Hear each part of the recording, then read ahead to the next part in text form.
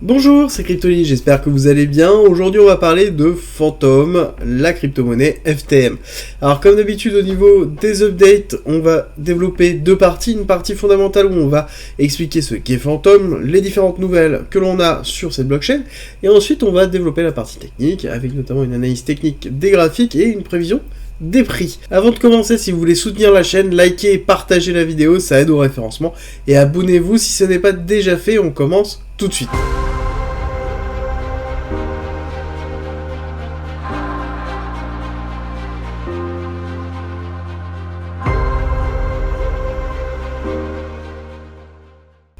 Alors, qu'est-ce que Phantom ? Phantom, c'est une blockchain de niveau 1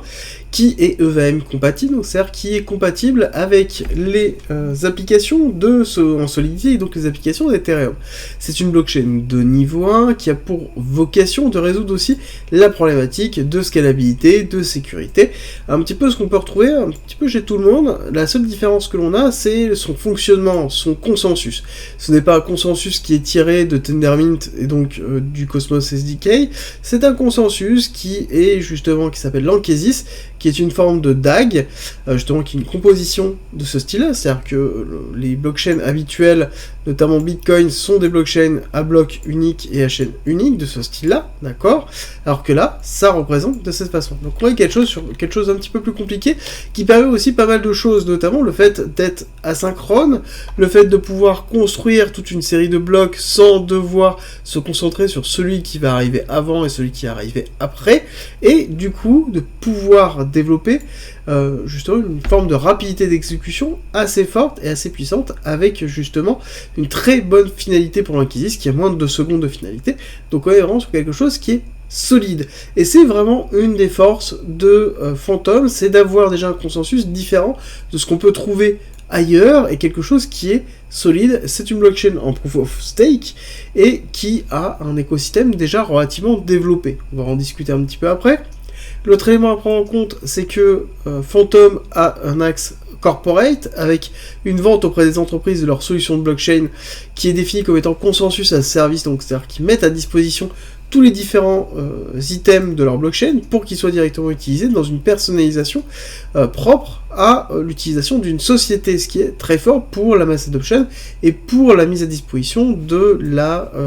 justement de la technologie de la blockchain. Ensuite, nous avons Phantom Opera qui est leur cœur de déploiement d'applications, qui est un EVM dans lequel on peut déployer plein d'autres choses que des applications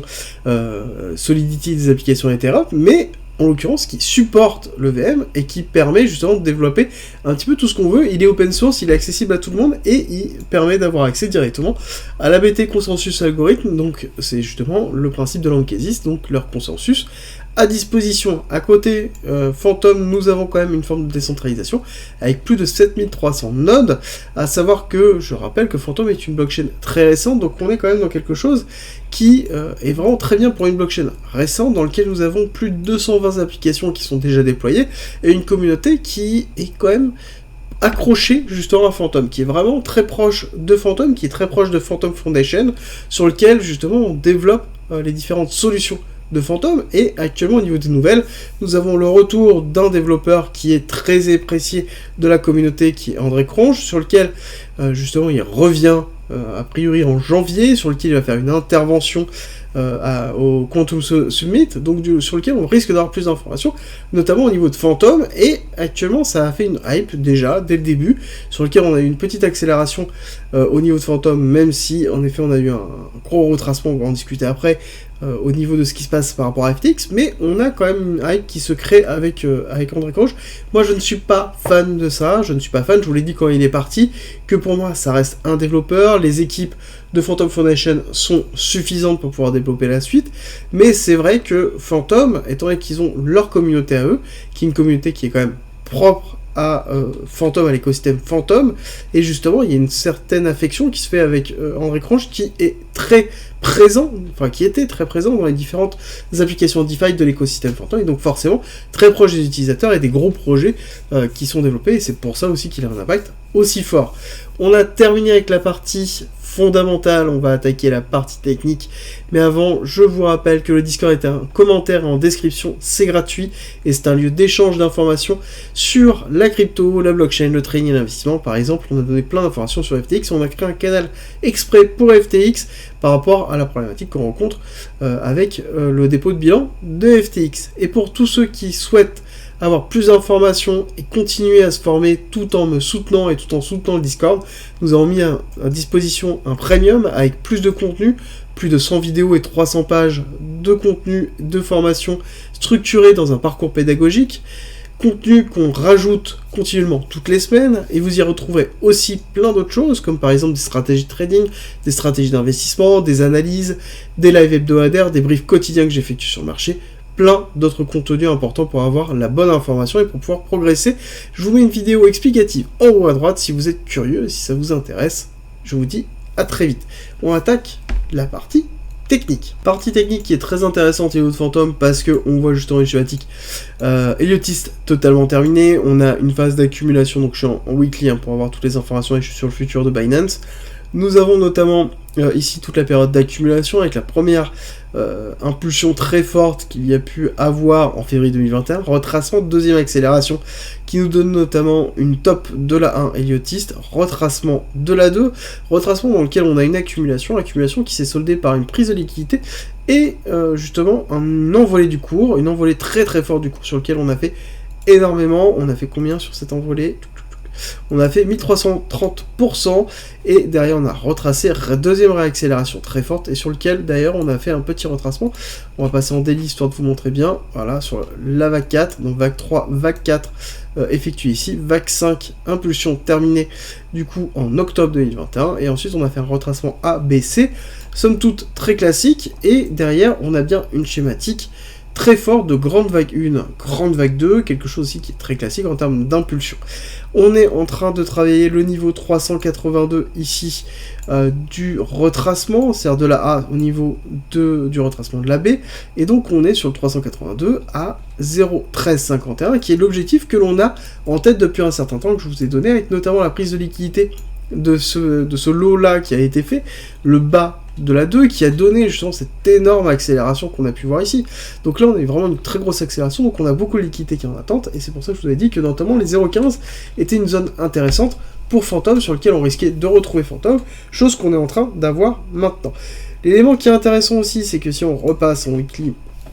vous allez voir que là on a bien l'accélération qui est propre à l'annonce justement de André Cronje ici, et derrière on a une cassure. C'était pas suffisant, on n'a pas clôturé la semaine au-dessus de cette zone-là, j'aurais bien aimé, là ça aurait été un très beau signe pour une accélération haussière au niveau de FTM, mais dans tous les cas, on a eu la problématique très très forte de FTX qui a plombé entièrement le marché, sur lequel, en effet, Phantom reste impacté sans trop l'être non plus, parce que ça reste un projet quand même qui est relativement indépendant avec son propre écosystème, mais néanmoins, on est quand même sur une cassure très forte baissière, sur lequel on risque d'aller rechercher les 0,15 assez rapidement pour pouvoir repartir à la hausse. Phantom, comme je vous l'ai dit, ça reste un actif pour moi qui est très intéressant pour plusieurs raisons, parce que c'est un actif qui a une capitalisation qui n'est pas si élevé que ça par rapport aux fonctionnalités. Je rappelle que c'est quand même quelque chose qui fonctionne déjà très très bien, avec plus de 200 applications, et ça continue à augmenter, dans lequel on a quand même une grosse TVL, dans lequel à côté on a des bonnes statistiques, on a un projet qui est solide, et justement, quand on regarde un petit peu les perspectives que l'on pourrait avoir avec par rapport au nombre de FTM, et qu'on le projette sur une market cap d'un précédent bull run, on arrive sur des targets qui sont pas loin des 5-6 $ sur une target de 1,618 pour une vague 1, vague 2, vague 3 d'héliotisme. Par contre, si on va chercher beaucoup plus haut et qu'on va chercher une market cap, par exemple, comme un Solana qu'on a pu avoir justement sur le dernier bull run, on va chercher dans les 10 $,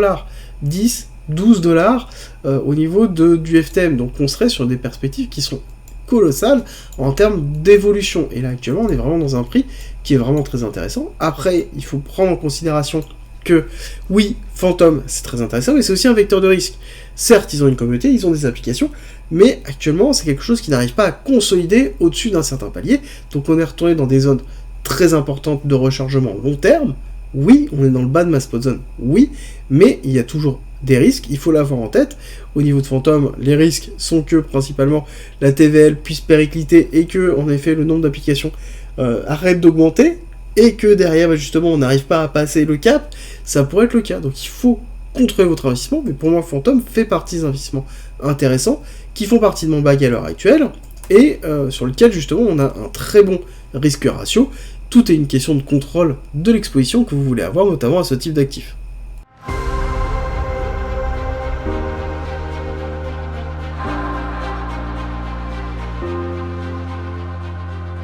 Si tu aimes mon contenu, n'hésite pas, partage, like, ça m'aide énormément, et rejoins-nous sur Discord.